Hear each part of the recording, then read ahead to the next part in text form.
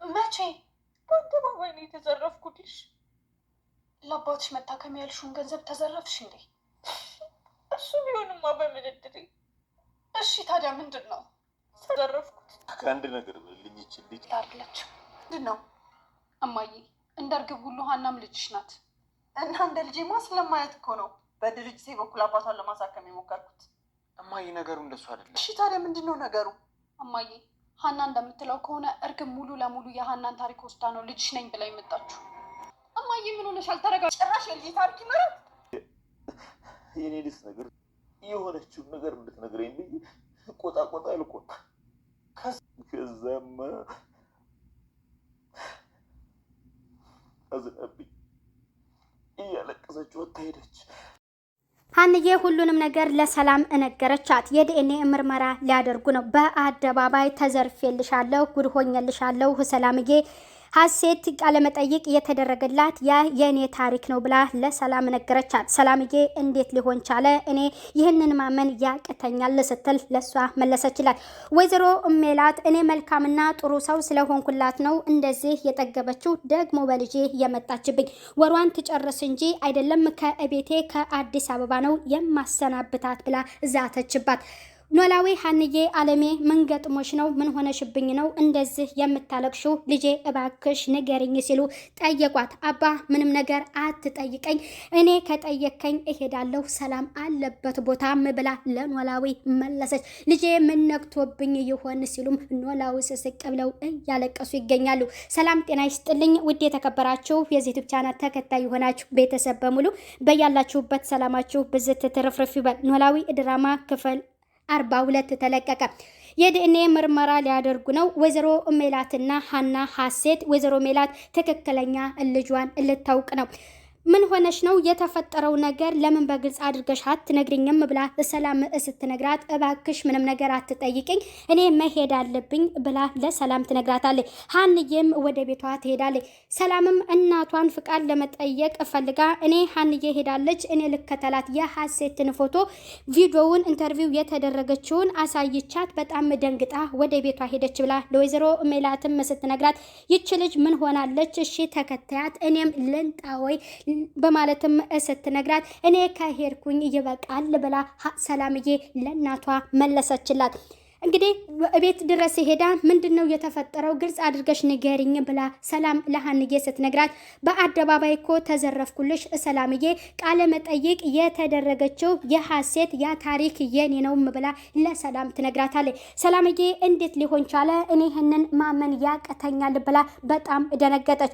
ወይዘሮ ሜላት እኔ በጣም መልካምና ጥሩ ሰው ስለሆንኩኝ ነው አባቷም እንዲታከሙ ስላደረኩላት ነው ወይ ለኔ የሚገባኝ እንደዚህ ነው ወይ ደግሞ በልጄ መጣችብኝ ወሯን እስከምትጨርስ ነው እንጂ አይደለም ከቤቴ ከአዲስ አበባ ነው የማሰናብታት ብላ በጣም እዝታባታለች።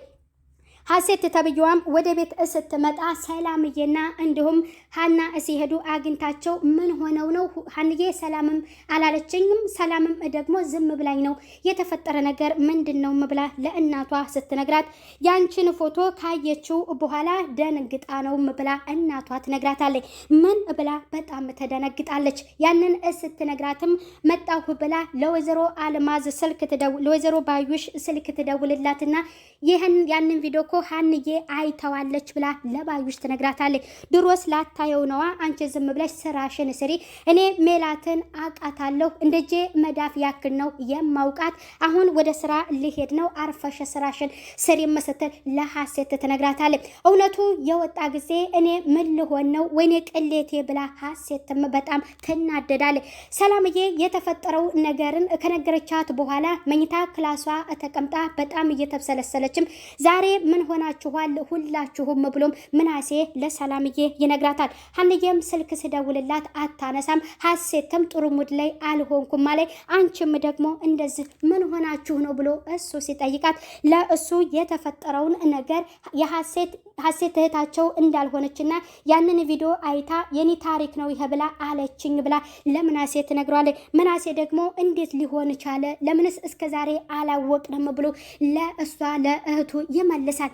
እዚህ ጋር ሁለቱም ተመካክረው አንቺም ሀንዬን ጠይቂያት፣ እኔ ደግሞ ሀሴትን ነግሪያት፣ እውነቱን ማወቅ አለብን። ሀንዬ አንድም ነገር ዋሽታን አታውቅም፣ ልትዋሸንም አትችልም ብሎ ይናገራል። ሀሴትን እሱም ይጠይቃታል። ወደ ቤት መመለስ ኖሮባትም ለአባቷ መመለስ እንዳለባት ወደ ቤት ስትናገር እሳቸው እዚህ ጋር ወደ ሆስፒታል መሄድ አለብህ አባ ስትናገር አልሄድም፣ ሕክምናም አልጀምርም፣ እኔ መኖር ስለማልፈልግ መሞት አለብኝ በማለት ለሀንዬ ነግሯታል።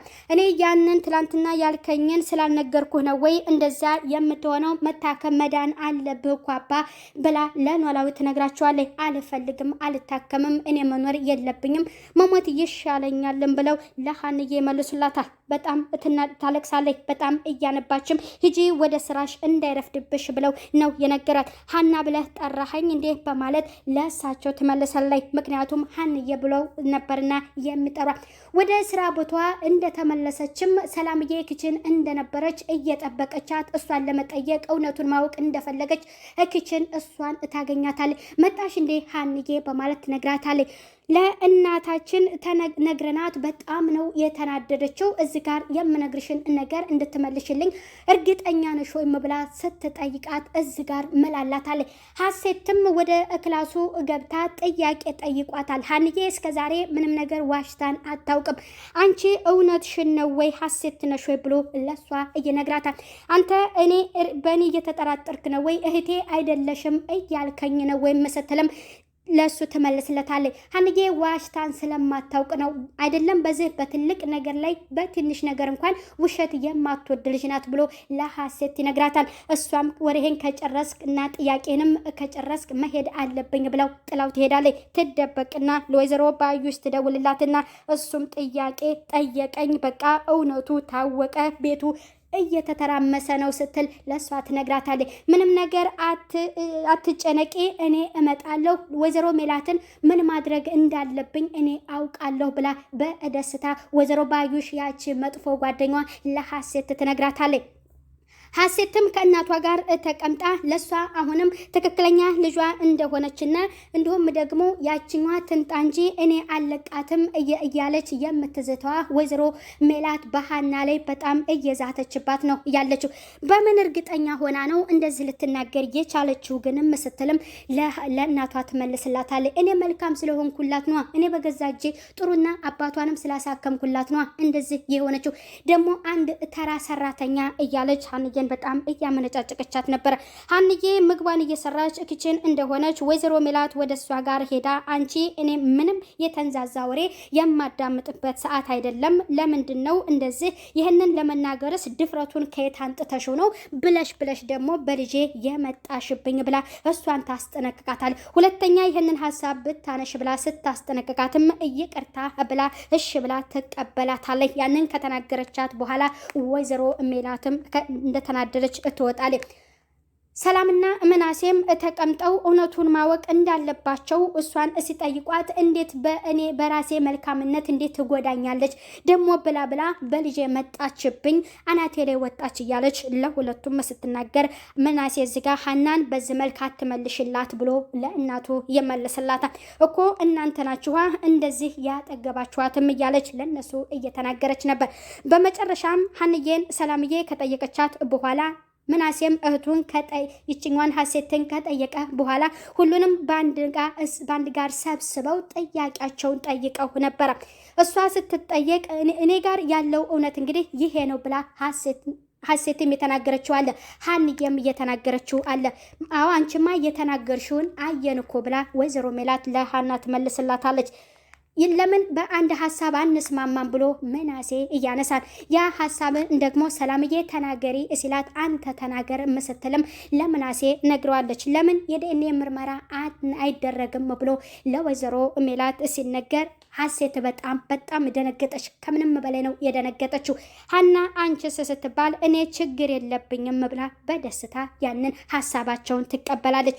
ወይዘሮ ሜላትም በጣም ተናዳለች። በጭራሽ ሀንዬን የምታይበት እይቷ በጣም እየተለየና የተንቋሸሸ ነበር። እኔ ጥሩ አሰሪ ስለሆንኩላት ነው እንደዚህ የጠገበችው፣ አባቷንም ስላሳከምኩላት ነው እያለች ነበር እየመለሰችላት ያለችው። እኔ እድሌ ነው ቤተሰቦችን አግኝቼ ተደስቼ ሳልጨርስ እንደገና እንደዚህ አይነት ነገር ብላ ሀሴት በጣም እዚህ ጋር ትንጨረጨራለች። አይዞሽ ይለያል እውነቱም ብላ ሰላም ትነግራታለች።